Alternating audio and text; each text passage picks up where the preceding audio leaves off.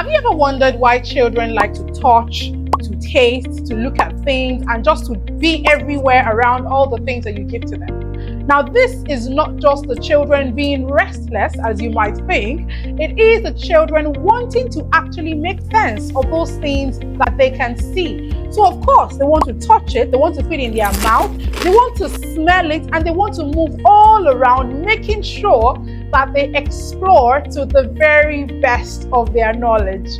Now, this is what we call sensory play, and sensory play is a way by which children learn, particularly in the early years, making use of their 5 senses: their sense of sight, their sense of taste, their sense of hearing, their sense of touch, their sense of smell. Everything that they do helps them to make sense of all the things that they see. In today's video, I will be sharing with you what exactly sensory play means and how the children can benefit from sensory play.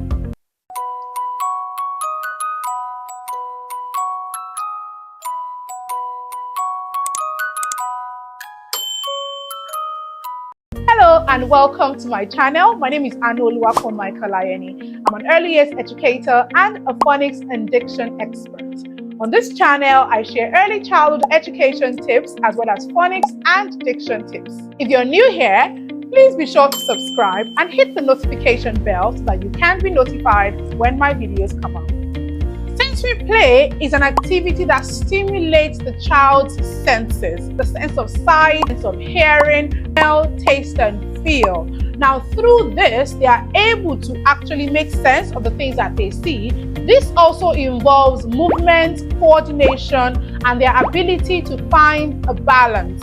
Sensory play can include activities like pouring from one cup to another, touching and molding objects. It can also include finger painting, sorting, feeling, and being able to identify different texture, as well as exploring nature, such as touching leaves, picking up stones, playing with sand. All of these are ways through which children learn through their senses. And through sensory play, they learn to build up their vocabulary, because when they actually touch, taste, see, they are able to describe what they have seen. They are able to actually start to compare. So there's a lot of cognitive development also taking place, because they can actually sort by size, by texture, by shape, which they can see. And that way, they're also able to make sense of what they see and get to learn what it is actually particularly used for. So sensory play is an important kind of play that you want to ensure that your children in the classroom or at home take active part in. Sensory play is not just fun.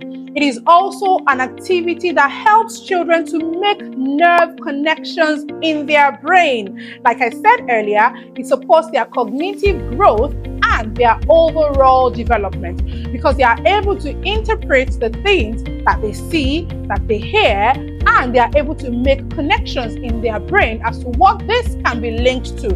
Is it linked to anxiety? Is it linked to fear?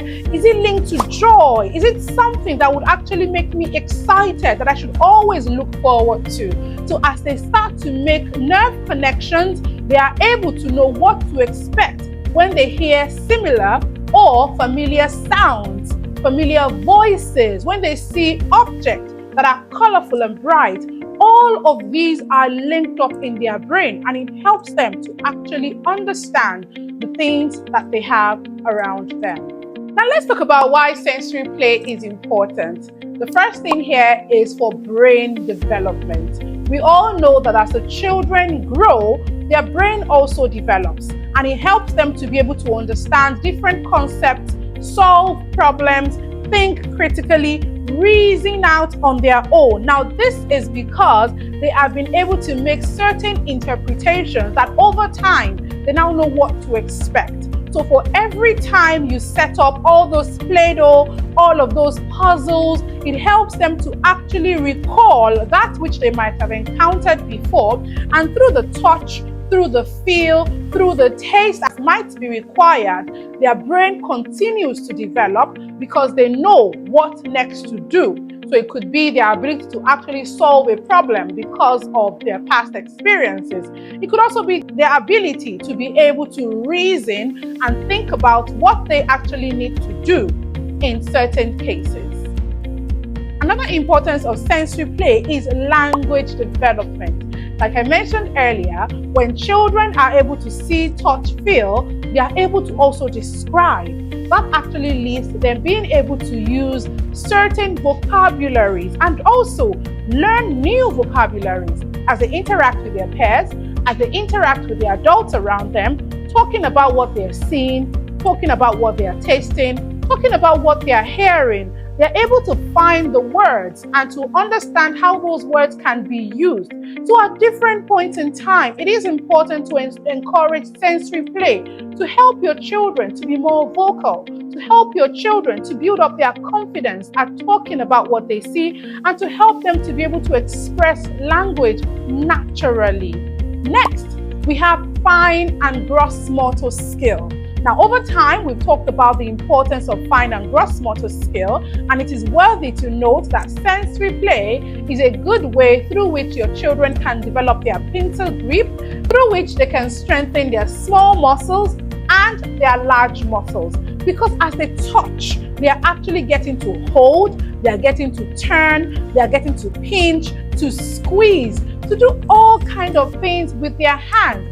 Some activities in sensory play might even require movement. So sensory play is important in developing their fine motor and gross motor skill. It is also an opportunity for them to actually develop their hand-eye coordination. So while they're getting to use their hands, they're also getting to know how to use their eyes to control the space through which they see and be able to coordinate the movement of their hand and their eye simultaneously.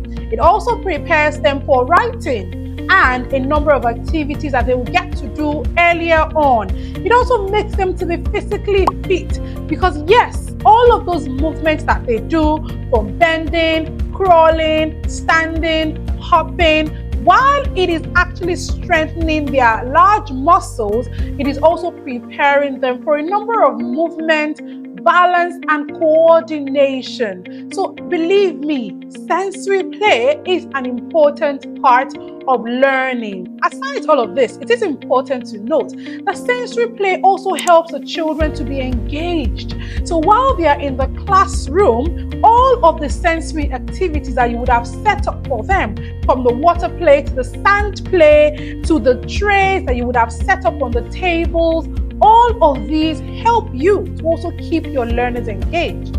So sensory play is also a form of active play, which is important in the early years. Next, we have cognitive skills and problem solving. Like I mentioned before, as the brain develops, the children learn to reason, they learn to problem solve, they learn to actually explore and find ways to actually solve the problems that they might encounter while they are playing. From all of these, they learn to actually understand concepts, they learn to actually ask questions when they are unsure, and they learn to actually even work together in order to find the solution to the problems that they might encounter, like building blocks together, like fixing puzzles together, trying to sort objects in by shapes, by sizes.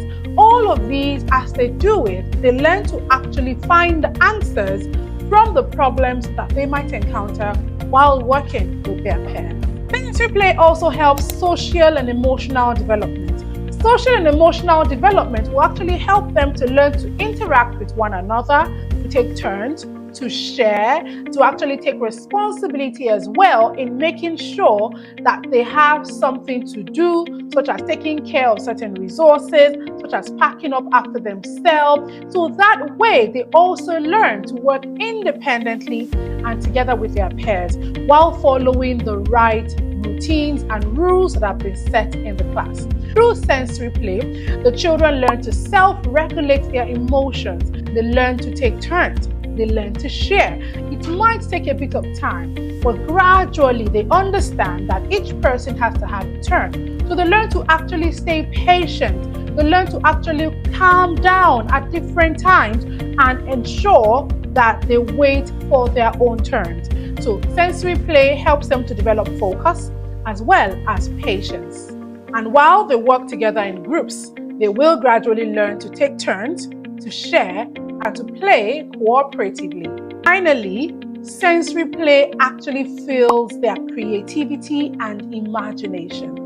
Now, there is no right way or wrong way to do sensory play. It is just an opportunity for the children to explore. And as they do this, they actually learn to get creative using their imagination to play with their peers in certain ways that might build up their creative skills, such as when it comes to drawing, when it comes to molding, when it comes to painting. All of these are skills that would come in handy as they gradually move on into music, into drama and art. So sensory play is a good way for children to become creative. Now let's look at a few examples of sensory play activities that you can introduce in the house or in the classroom. First, we have water play. You can bring out a bowl of water and then you have cups and spoons or even sponges that they can use to squeeze the water from one bowl to another. They can use a cup to scoop, they can use a spoon to scoop. So at this point in time, the children are excited to play with water because of course they want to splash the water all over and they want to feel it on their skin. Next, you have sand play. Sand play is also a good form of sensory play for the children. They learn to mold and build different things in the sand. They also get to make a sand castle or even draw objects in the sand. Through this, they could also be digging, which is also a good way to actually strengthen their muscles. Remember, we said that they could also be digging and planting things in the sand. Next, we have Play-Doh. Through the use of Play-Doh, the children get to mold whatever they might want and create their own designs using their imagination. Another one is using nature sensory tray. You can create your own sensory tray using natural objects like stones, like sticks, like leaves, and see how creative the children will getting to feel all of these objects and design and create different objects of their choice. Next, we have rice and pasta beans.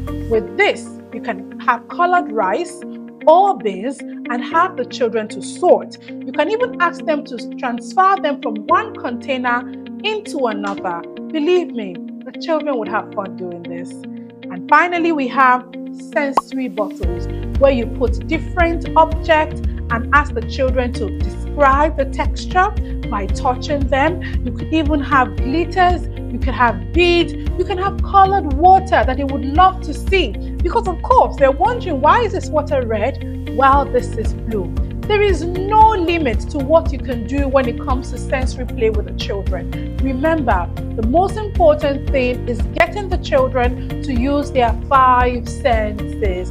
So as much as possible, bring out objects that you want them to touch, bring out things you want them to see and describe and touch and play with. Bring out different objects that they can even feel and build in their own way.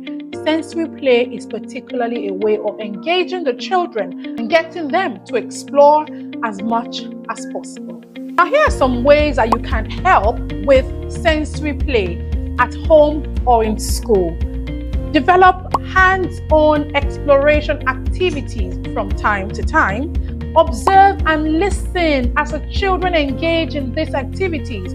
Listen with interest and guide them as required, especially when you think it might help them to build up their vocabulary on the different things that they have. Next, encourage them to describe. They shouldn't just look, they shouldn't just touch and feel. Ask them what it looks like. Ask them to describe the size, the color, the texture. That way, remember, they are building up vocabulary. Also, rotate the materials from time to time. Bring in different things.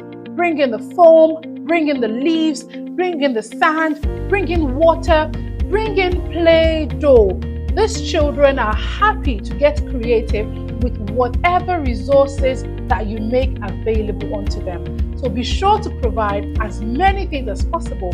However, be sure to check that this does not pose any hazard to the children. For young children, for instance, you're not to give them tiny objects that you think they might swallow. It is important to ensure that you assess the risk of the resources that you are providing for sensory play. And finally, whether messy or non-messy, provide different options. Some days might be messy and some days might not be messy, but it is important to note that while these children might be making a mess in your own eyes, they are actually learning different concepts. Now, sensory play may look simple and it may look like a lot of work.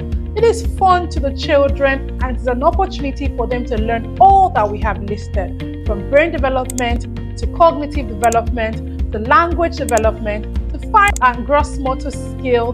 There are no limits to what the children could learn with sensory play. So be sure to make the opportunities available to them. Don't just keep them glued to their screen. Give them different options and watch them learn and develop in different areas. Now, I hope that you have learned and I hope that you will be creating different opportunities for your children to engage in sensory play. If you have enjoyed watching this video, please be sure to give us a like and drop your comments below to let us know what your best part of sensory play is and how you'll be engaging your children or your learners going forward. Thank you for watching. I'll see you in the next video.